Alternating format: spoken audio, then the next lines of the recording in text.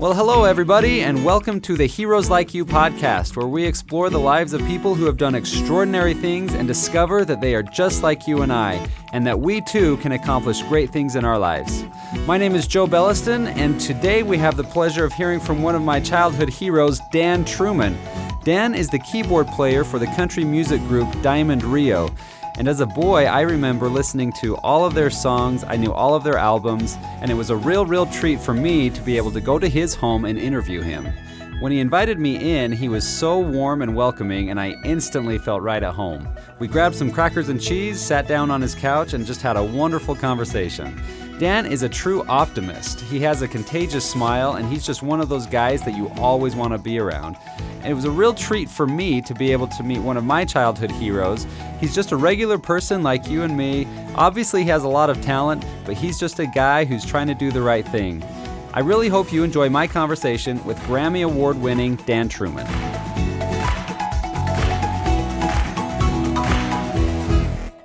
Well, Dan Truman, you are the keyboard player of a little group known as Diamond Rio. Yeah. And all you guys have done over the years is had many top 10 hits, along with about half a dozen number one hits. You've won a Grammy. You're a member of the Grand Ole Opry. Yeah, we just celebrated 2 weeks ago, 20 years as members of the Grand Ole Opry. Is that right? Congratulations. Well, what else have you done? Well, I was so glad when we reached 10 million. We've sold over 10 million albums. 3 platinum records. Yeah, and the rest are gold. Right. 4 CMA Group awards. of the Years, and then we won some at the ACMs too. But the one that pulls the more weight is CMAs. Right. So before all the accolades, you were Daniel Truman from St. George, Utah. Yeah, just a goofy piano player. Yeah. What was life like growing up in the Truman household? Well, I was lucky because when it came to music, my mom was a great classical pianist, and my dad was this awesome baritone singer. So we had music going on all the time, and my mom played we had a lot of albums. She had a nice stereo system and was playing, everything from serious classical to jazz. She had jazz stuff that she played. So I already had a feel for that, and I started taking jazz lessons when I got bored of everything else when I was about 14 or 15. So that helped. My dad was way into Broadway, so there was a lot of Broadway that he sang. Yeah. So it wasn't just your mom encouraging you to play the piano. You were pretty passionate about it.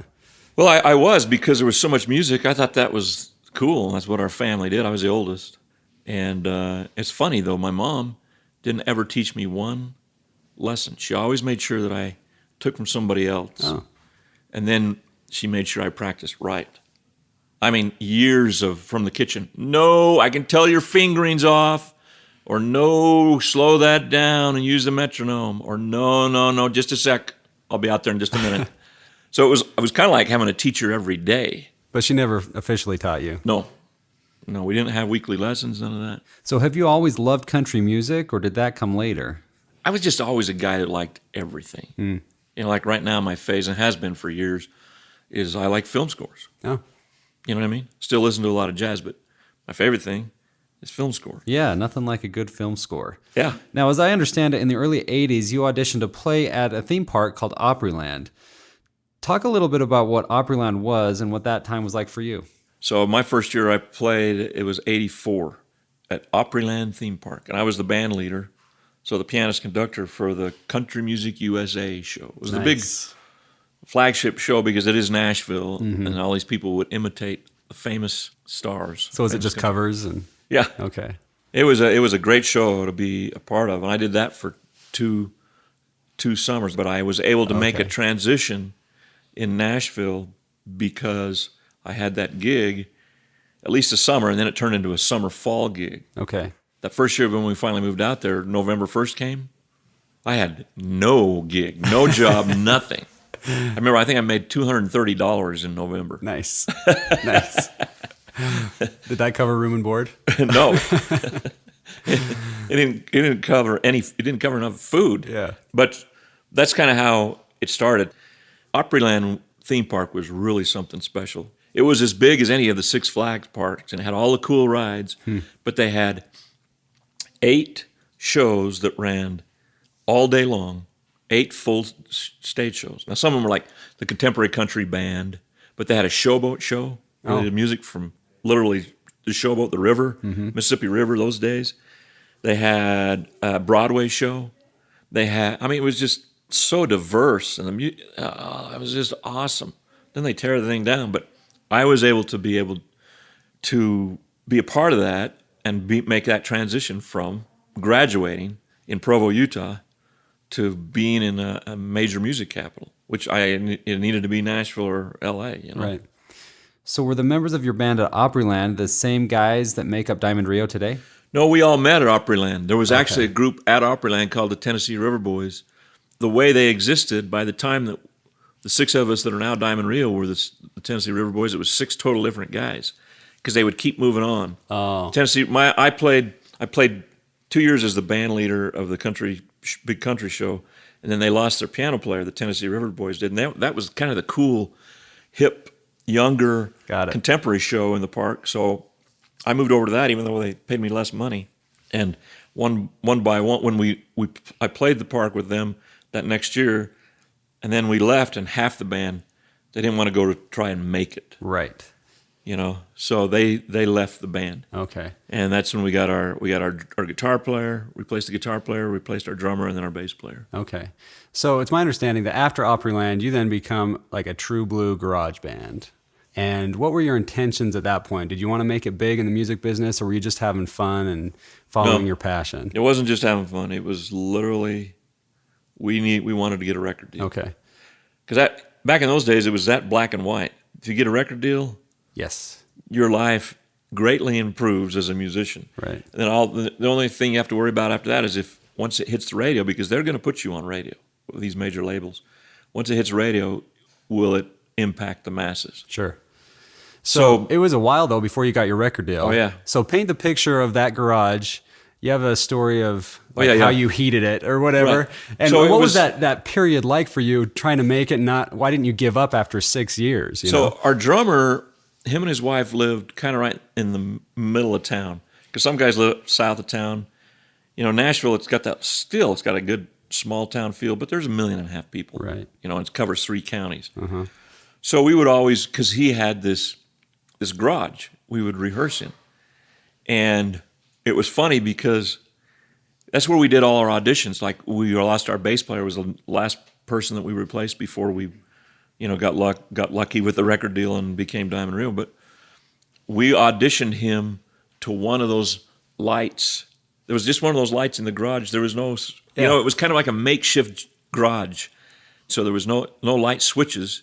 You had to walk out in the garage and pull down, because the garage was barely 6.5, 7 feet high. You just pull down that chain, that'd turn on the light, and it was one, 60 or whatever, or 100-watt bulb, and we'd practice that. We'd audition. I mean, it was still dark in that garage with one light, but that's how we did it. We'd also, in the winter, when we would rehearse, he had his washer and dryer were in that garage. So all we had to do was, those older ones, you'd leave the dryer door open. You could, with a little stick, it would keep the dryer going. You just put the stick in the right place, and so we would leave that door, and that's how we would warm up the garage with the dryer. Were you playing shows at the same time? We were doing a few clubs back in those days as the Tennessee River Boys. We did a few clubs, not a whole lot, probably 20 a year, and then we got lucky in that Columbia Artists, which was out of New York, they were the ones who do these community concert tours where, it's a subscription tour. If you live in Topeka or Cedar City, or whatever, one of those medium-sized towns, you pay so much and you have 3 or 4 shows that the community concerts with Columbia Artists bring in. Might be a dance troupe, it might be a string quartet, and then we were the country folk band, the Tennessee River Boys.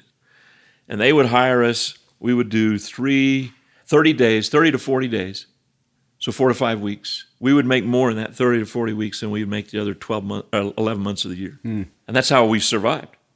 Because there wasn't that many clubs. Well, there was a lot of clubs that wanted us, but most of us were married by then already. Yeah. Not to go down to Florida or Georgia and play a club and we each make $700 for the week. So you were doing that full time. You didn't have other jobs, day jobs or anything. A lot of guys, like 2 guys, they mowed they were with a landscape company and they let them take off when they wanted to. Okay. I taught about 4 or 5 piano students. So what kept you going through that time, though? I mean, wouldn't 6 years be plenty of time to just give up and call it quits?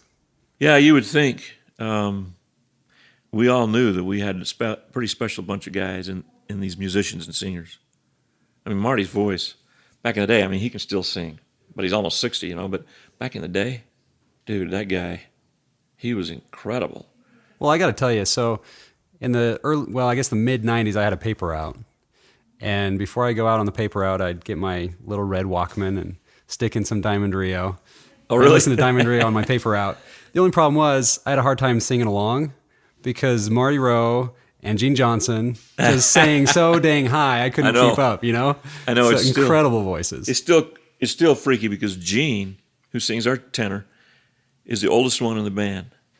And he still is like the most solid. He's like a rock. He's a freak show is what he is, that he can sing that high. He has no break. All of us, guys and girls, we all have that. Right. You break into your falsetto. Yeah. He has no break. Yeah, he's incredible. He sings so high. And he can sing so strong still up. Right. And to this day.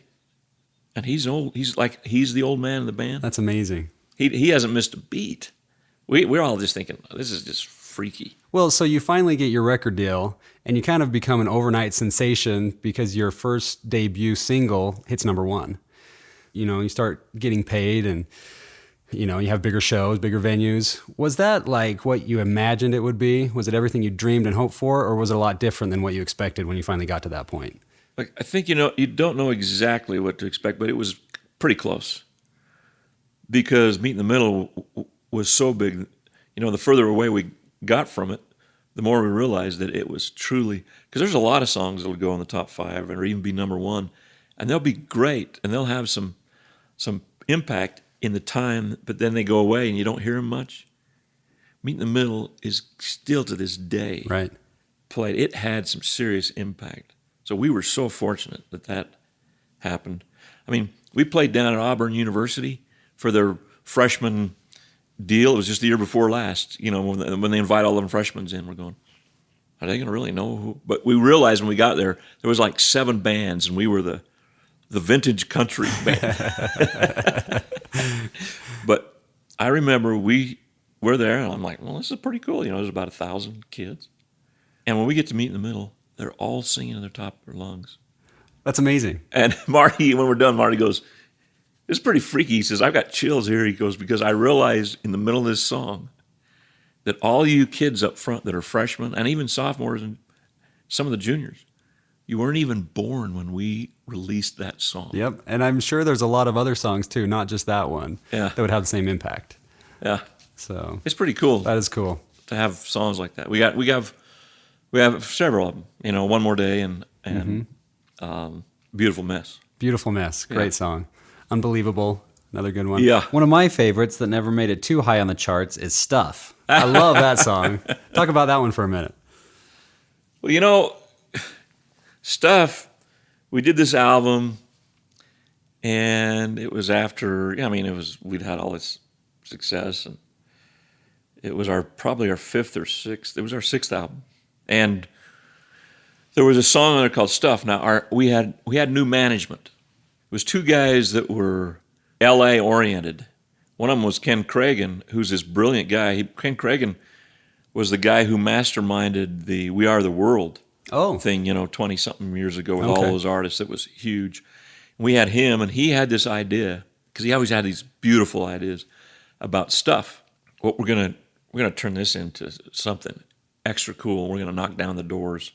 The problem is when we record it, we always can sound good, on these songs. We just know how to record. We're good musicians. But the arrangement or the actual production wasn't what we really wanted or needed it to be. So we pretty much claim that that was our fault. We didn't come through from an arrangement standpoint, and we realized it. And they sent it to radio, and radio was like, some people were going, "Oh yeah, this is," and other people were going, "We're not going to play that unless other people are playing it." So we never did really release it officially. In other words, when we sent it to radio, it was those initial, give us some feedback. Right. And we immediately went to another song on the album. The album was called Stuff. Luckily, the album wasn't out yet. It was still the initial, the beginnings of this. We changed the name of the album to One More Day because there was a song on there called One More Day. It's probably a good choice. That was pretty cool, Good choice. Yeah. But Stuff was just because there are a lot of people that they'll come to our concerts and they're disappointed that we don't play it. Yeah, it's one of my favorites. Fun song. Just a fun song. It's a fun one. Well, I want to ask you this. There's a lot of people that think, if I could just make it big in the music industry, if someone could just notice me and I could get a record deal, that would solve all my problems. And I want to ask you, you've been in it for a long time now. I'm sure there's some downtime, some challenging times as well. What have been some of the more difficult moments in your career with Diamond Rio? I don't know. I can tell you a couple of fun stories. Sure, yeah. Because every artist has this point where the numbers start to decrease, or you're, whether it's at radio or on the road, what you're getting paid on the road, and you can start, this is how we measure how our career is going, right? So at one point, the problem with our career was we had so many strong guys in the band, but it's hard, especially in country music, for people to focus on the band. They were always trying to get us to do what Alabama did. You focus on Randy Owen and then the guys in Alabama. So we had Marty Rowe and the rest of the guys. Well, our manager always dealt, because he was like, you guys are so strong.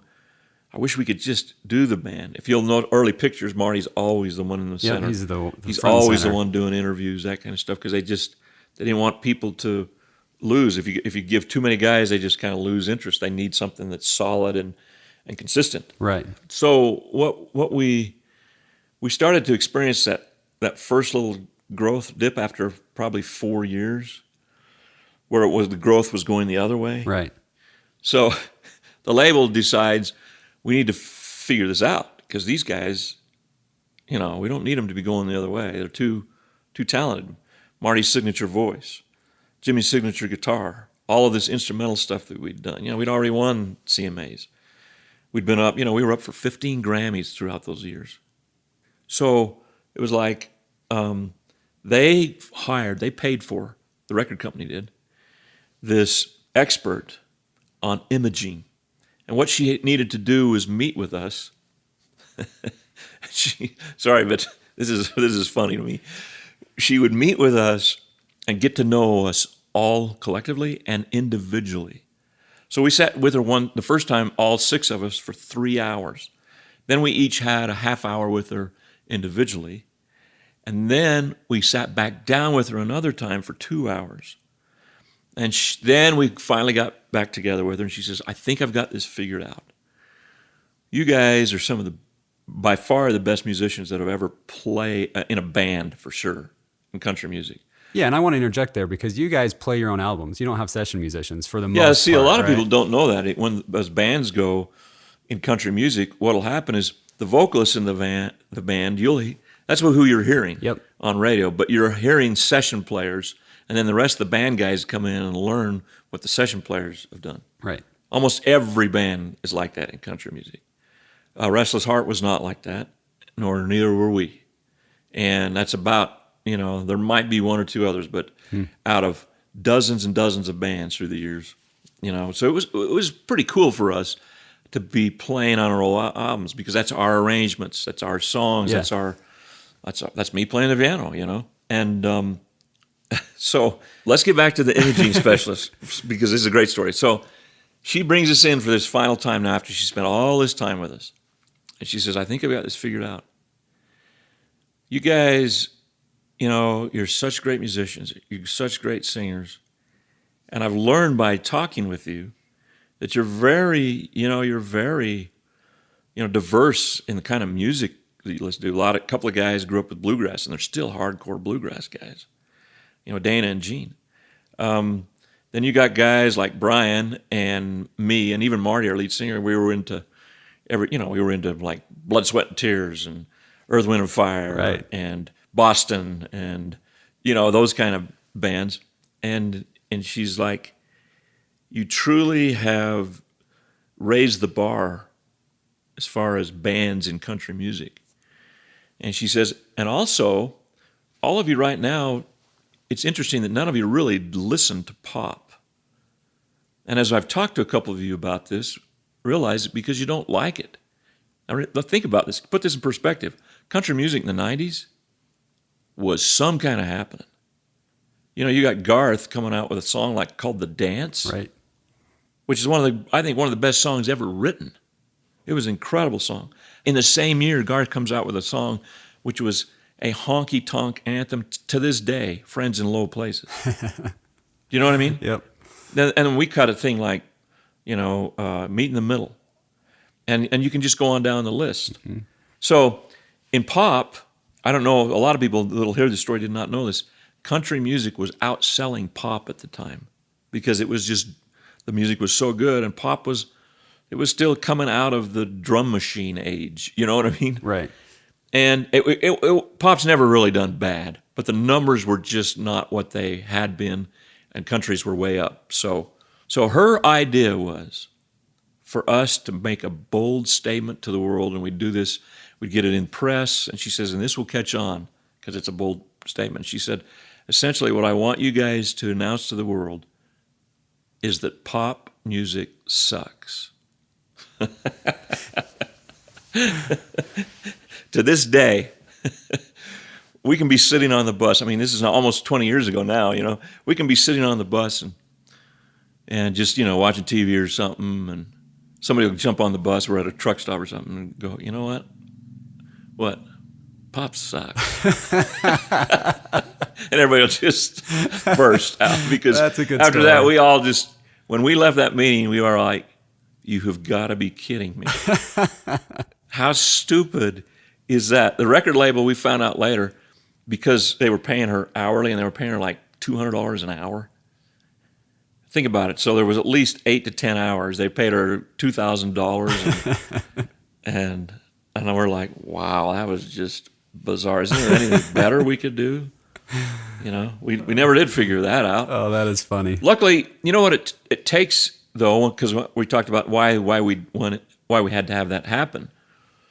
Why we had to have an expert come in and do that was because our career, the numbers were going down. All it took was our next number one hit. Mm-hmm. Whoa, the numbers start going back up. So luckily, I don't know, radio, it starts with radio, it really does. Radio continued to like us. But we had a great sound. Yeah. Why not? If Diamond Rio brings me, we had one guy say, if you guys bring me a great song, I'm playing it. I'm playing the heck out of it. Yep. Because your sound is already great. Just need great songs from you. Yep. Well, I'm going to push you just a little bit here because you seem to have like the idealistic life. You got your record deal. You've been playing for nearly 30 years with Diamond Rio. Is that right? Yeah, I mean, Tennessee River, if you count the Tennessee River Boys days, it's 31, 32 years. And you guys are still playing, still going strong. What have been some really just difficult times in your life that really haven't gone the way that you had hoped? Well, I mean, what's funny is from a musical standpoint, it truly is, and I watched other people do this in the business that were before us. Once you lose that record deal, being at a major record label, they control, or I guess I shouldn't say they control radio, but they have such an intense relationship with radio, and there's no one else that can really get in, especially in country. Through the years in pop and rock, independents have come around, and they've been able to break that down a little bit, but still majors, even in pop, have the upper hand. In country, there might be 1 or 2 independents. That's it. There's still 6 major labels that control everything. So once you lose that, it's kind of weird. It's not kind of weird. It's really weird because all of a sudden everybody's like, oh, they lost their deal. They're not cool anymore. Right. You know what I mean? Yep. And it's like, no, actually, we play a lot better than we did in 1991 when we came out with Meet in the Middle. We're much better musicians, but that doesn't matter because this is the pop, music scene. Yep. This is the pop culture that after a while, everybody's looking for the next new sensation, and so that was tough because when that happens, then you're not getting any more of those songs back on the radio. Remember, I told you, every time we would have a big top 10 song, it just kept us going in a major, major way. And it would start increasing the numbers. That obviously that's just a a tough one because numbers went down. We weren't having hits anymore. We still record. We finally did that gospel album. Mm-hmm. Now, the numbers on it weren't great, but it was very cool, and we won the Grammy. Mm-hmm. Then we waited. We did a live album just because we had never done that, and we sell it on the road. And then we finally did another country album. It's just been a year and a half ago. Couldn't get any traction. Let me tell you, it's really, really good. It's called I Made It. Mm-hmm. And I'll bet you we haven't even sold 10,000.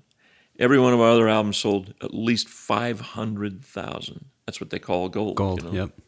Well, I want to shift gears for a minute and ask you a question that I ask all of my guests, and that is about a problem that I've been very concerned with, that of suicide and depression, and the staggering amount of people that suffer from suicidal thoughts and depression. What is it in our society that you believe could be contributing to that, and how might we be able to combat that and help people going through very, very difficult, dark times to get out of those ruts? I just got recently, I'm involved a little bit with some of the stuff that's going on currently with Operation Underground Railroad and, Tim Ballard and all that stuff. When they did that documentary on him a couple of years ago, it opened up a lot of people's eyes, including mine. Explain what that is real quick for those who don't know. Yeah, Operation Underground Railroad is an organization that a man named Tim Ballard, who's an ex-CIA and Homeland Security agent, put together. And the reason he's ex, because he's extremely good at what he does, his last few assignments, he was part of a team where they would go down and crack down on, find these hubs or these parts all over the world where trafficking, so sexual child slave trafficking was going on.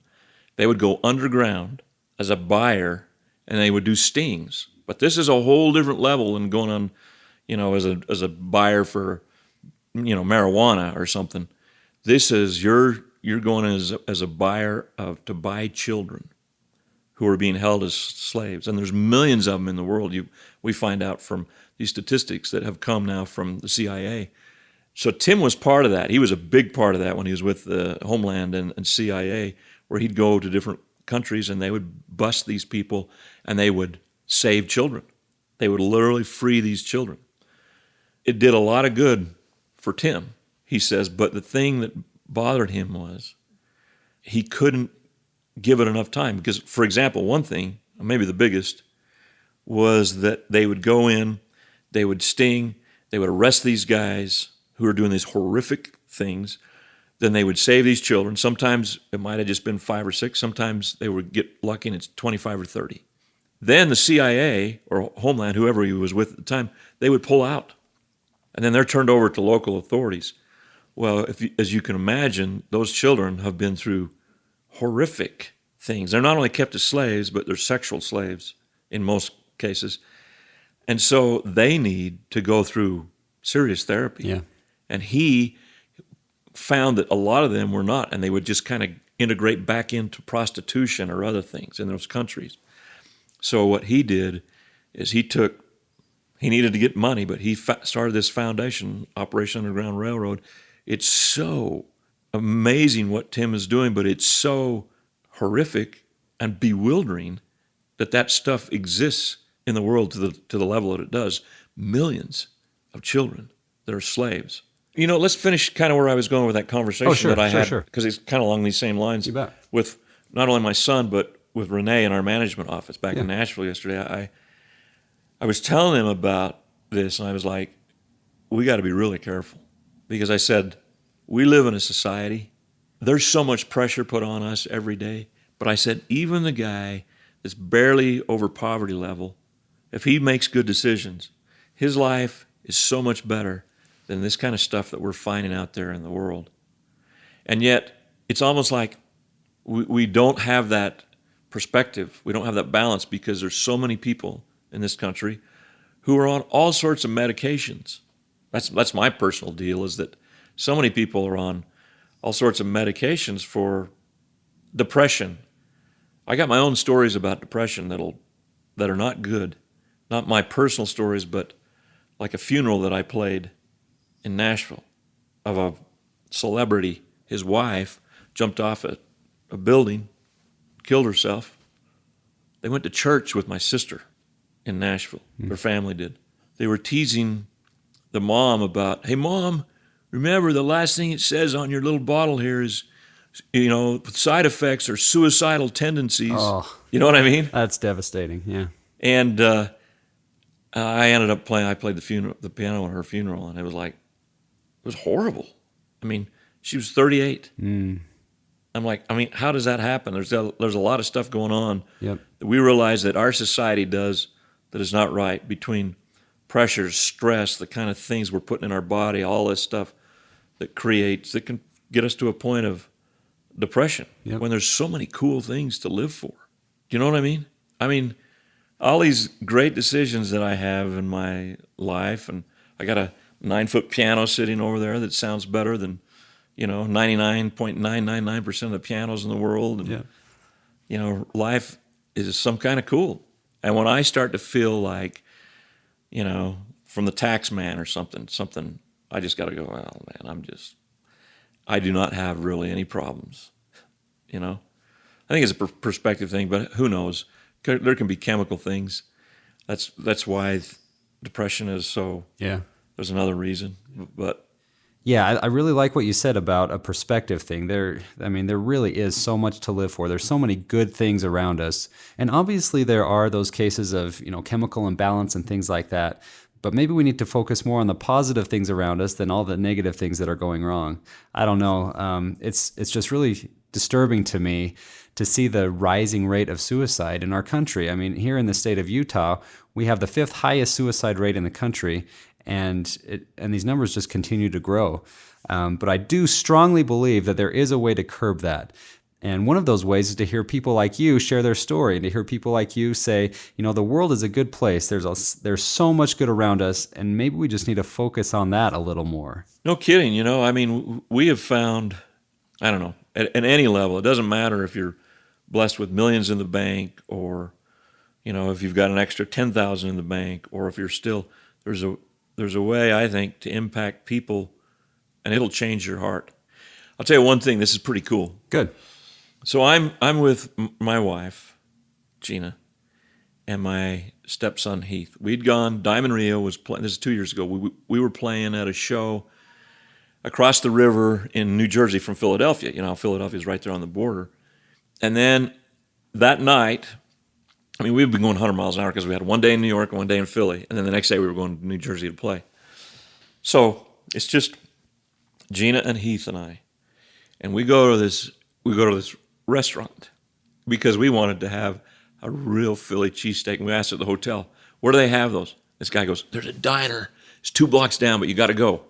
Just go down there. They got great Philly cheesesteak. So we go down. It's like 10 o'clock at night. There's only us and one other little family in there. Uh-huh. And they're open till, like 11 or 12. So and the waitress is probably 75 years old. And she's got a lot of heaviness in her face. A lot of lines and a lot of, you can tell in her eyes, heavy. She gets over to us and she's as bright and cheery as she can be. And she's just delightful.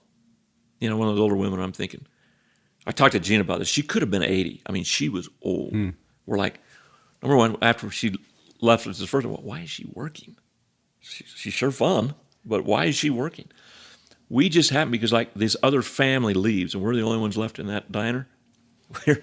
We hear her, she's on the phone. We can hear her. She's sitting 4 tables down. She had sat down.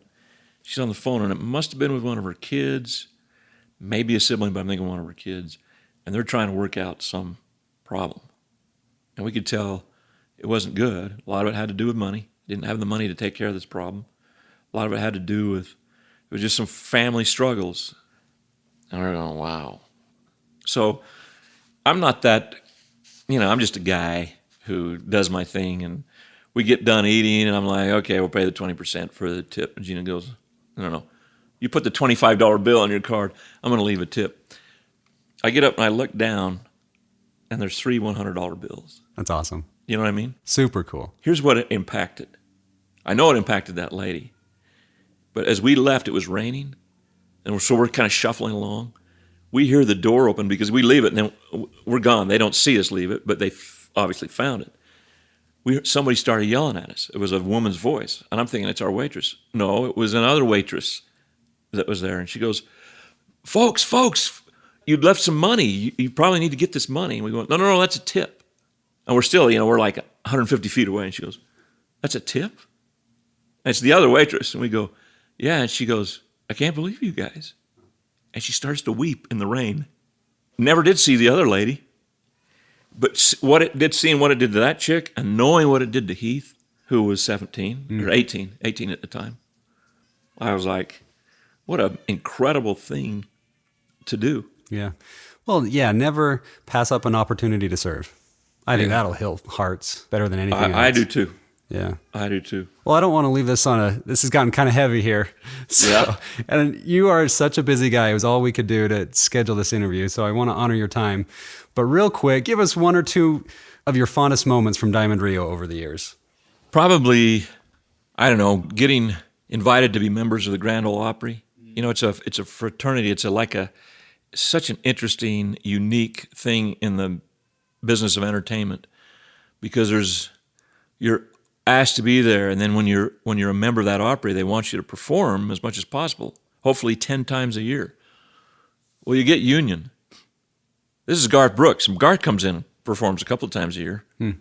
Garth gets union scale, so it's whatever it is, $110. Now, Garth Brooks goes out and he can make over $1 million a night, right? Yep. And so all of us do. We're all making $110. And it's so interesting because when they asked us, they hadn't asked a band in 28 years, because bands have the reputation of being a band. Right. Yep. Who knows, There are 5 different or 6 different entities, and how do you keep them all under control? They asked us to be a member.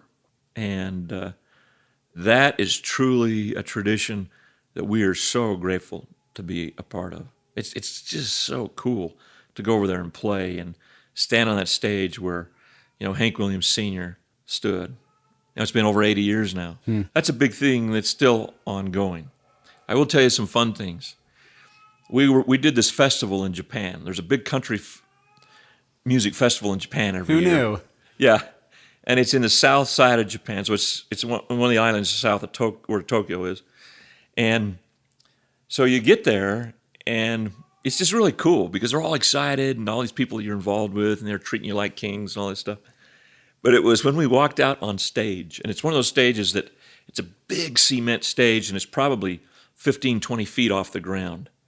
And I walked out there, and there's 20,000 Japanese people so excited, and every one of them, or every male, wearing a straw cowboy hat.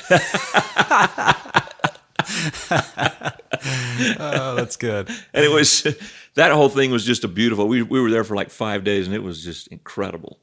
That's cool. We've had some great experiences like that along the way. I mean, I could tell you a lot of those, but that's, Well, we've had some crazy things happen too, but that was a lot of fun when like that. We got to we've traveled to Brazil, we've traveled to Germany, and Germany had some of the same fun experiences. In fact, we were playing the first place we played in Germany. We go in there, and we're doing all these radio interviews and all this stuff, and then the first place that we play is this huge room that they use a lot, but it's just a big cement room where they bring in bars, and they turn it into this type of a honky-tonk. It's cement and bars and a stage, Wow. So we're playing, and there was a bunch of people. They had that because there's a big room, and we come in there, and this crowd is just so into it. We're playing all our hits, and and after a while, we're stopping, and Marty, our lead singer, is talking, right? And we've played about a half hour, and he used to tell them, we just feel so welcome here with you guys. Wow, you are just so, warm and so into this. We really appreciate it. And this one guy, he yells, "We do. We love you guys." He's got his German accent. "We love you guys. But now will you please play some country music?" So through all the years when the bases had shut down after the wall Yep. they kept a few bases there, but when probably 75% of the Americans left because of the bases, soldiers and then Americans that were, associated with them. Radio programming, we found out, changed. They used to have a lot of American radio, including country. Oh. They'd done away from it. So any of the stations that were more retro stations, they would play Johnny Cash, Marty Robbins. Do you know what I mean? Right. I mean, stuff way back, even before Kenny Rogers. Cool. And that's what and the next guy, he yelled, "Play some Johnny Cash!" Play some country. Meet in the Middle was just not good enough for them. Not good enough. That is funny. Hey, well, thanks so much. This has been a serious pleasure. I'm a huge fanboy, and this has been awesome, so thanks a lot. Thank you, man. It's been fun for me. Well, I hope you enjoyed that as much as I did, and I hope you can tell from that interview just what kind of a guy Dan Truman is. A couple of my takeaways were, always look on the bright side. There's so much good out there. Always stay positive, even when things aren't going exactly the way you'd want or the way they've gone in the past. Always look forward to the next thing and be optimistic about the future. Also, serve where you can. There are people all around us that could use our help. By lifting them, it will lift us and we can all grow together. Well, thank you for listening, and a big, big thanks to Dan Truman. My name is Joe Belliston. It's a great day to be alive. There is so much to live for. Thank you again for joining me. We'll see you next time, and God bless.